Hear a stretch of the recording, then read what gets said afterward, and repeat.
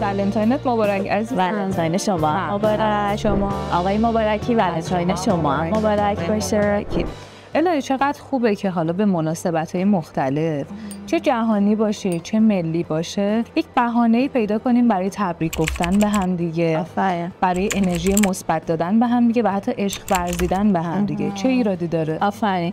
اتفاقا من امروز تصمیم گرفتم برای تو یه حساب باز کنم. برای من حساب باز کنیم؟ چه حسابی؟ یه حساب عشق. جدی؟ یعنی چی؟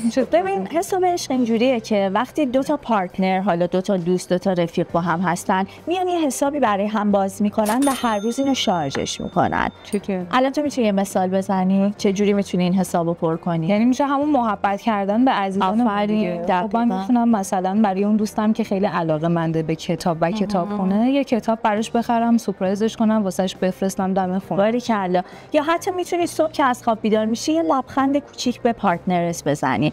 حتی وقتی بچه‌ها دارن میرن مدرسه میتونی در آغوش بگیری اونا رو، چون رابین شارما میگه که هیچ کس نمیدونه که یک لحظه دیگه چه اتفاقی میفته. از دل این کتابی که ترجمه کردم که اسمش هست ثروتی که با پول نمیتوان خرید، رابین شارما میگه اگر میخواید رابطتون با فردی که حالا براتون خیلی ارزشمنده غنی‌تر بشه، بیاید یه سری مهربونی‌های تصادفی انجام بدید.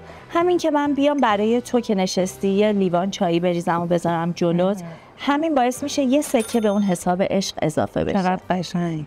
پس با بهانه و بی بهانه حساب بانکی عشقتون رو همیشه شارژ کنید و بدونید که بدون قلبی غنی ثروت یه گدای زشته.